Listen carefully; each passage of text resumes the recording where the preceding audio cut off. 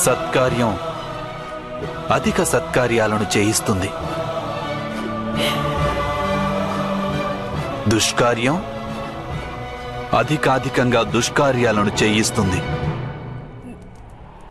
కానీ దుష్కార్యాలకు గురి అయిన మనిషి జీవితమే నరకప్రాయమవుతుంది సఖీ.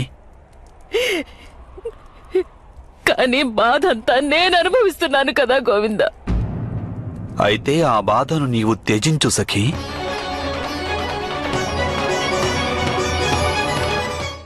హస్తినాపురి ద్యూత సభలో నీ పట్ల జరిగినదంతా నీ కర్మ కాదు. కానీ ఆ ఘటనకు నీవు ఎలా స్పందిస్తావన్నదే అదే నీ కర్మగా పరిణమిస్తుంది. నీవు నీ మనస్సును దుఃఖంతోనూ వైరంతోనూ నింపుకుంటే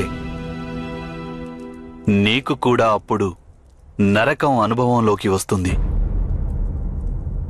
ఇక వారు చేసిన దుష్కార్యాలకు గాను నీవెందుకు నరకాన్ని అనుభవించాలి? వైరాన్ని త్యజించు సఖీ.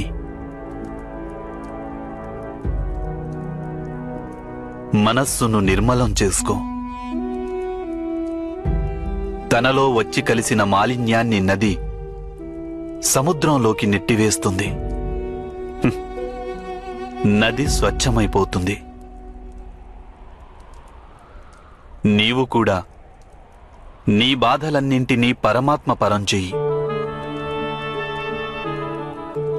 పరమాత్మ ఈ లోకంలోని సమస్త బాధలను తనలో విలీనం చేసుకునేందుకు సదా సంసిద్ధుడు.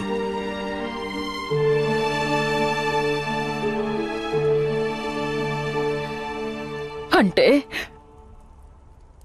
కురు సభను క్షమించాలంటావా?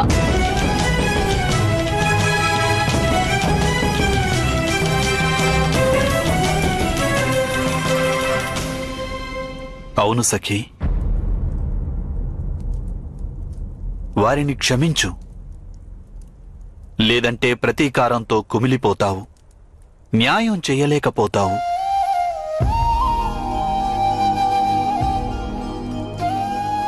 ప్రతీకారం అనేది దుష్కర్మ, న్యాయం సత్కర్మ.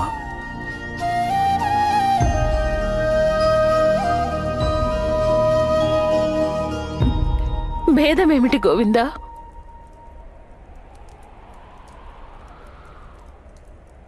ఆర్యావర్త ఏకఛత్రాధిపతి యొక్క సామ్రాజ్ఞితోనే వారింత అసభ్యకరంగా ప్రవర్తించారు. ఇక లోకంలోని సామాన్య స్త్రీలను ఏ స్థితికి చేరుస్తారు? ఆలోచించు సఖీ.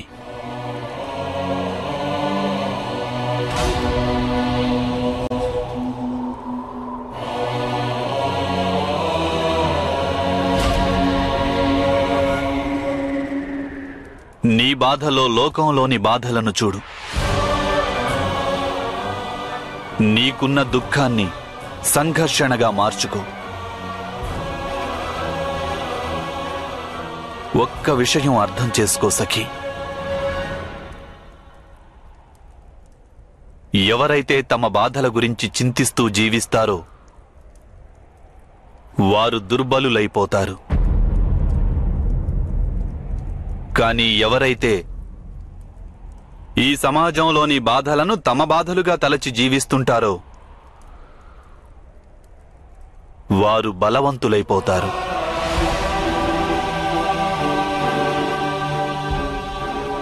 కేవలం తమ బాధల గురించే ఆలోచించటం దుష్కర్మ అవుతుంది. అయితే ఈ లోకంలోని బాధలకు పరిష్కారం ఆలోచించడం సత్కర్మ అవుతుంది.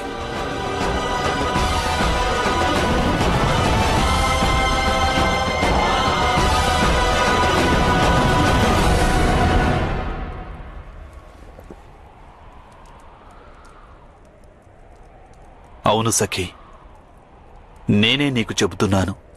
సర్వప్రథమంగా దుర్యోధనుని క్షమించేసేయ్. వాని వినాశనానికి అదే తొలి మెట్టవుతుంది.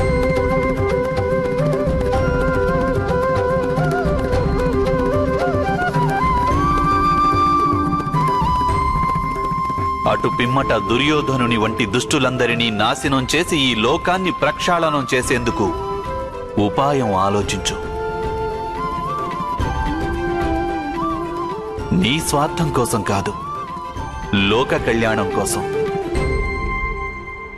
సమాజంలో దుర్బలులైన స్త్రీలు పురుషులను ఉద్ధరించేందుకు యుద్ధం చేయి. పరమార్థం కోసం చేసే యుద్ధంలో అందులో ఎంత హింసాకాండ జరిగినా అది ధర్మయుద్ధమే అనిపించుకుంటుంది.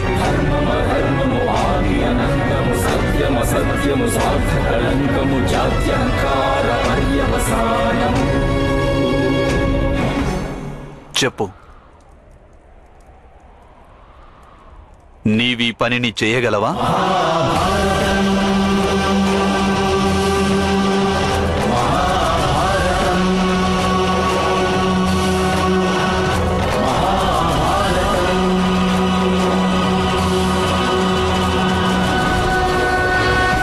చేస్తాను గోవింద. నా హృదయం అంధకారంలో ఉంది. ఆ అంధకారంలో నీవు జ్ఞానదీపాన్ని వెలిగించావు.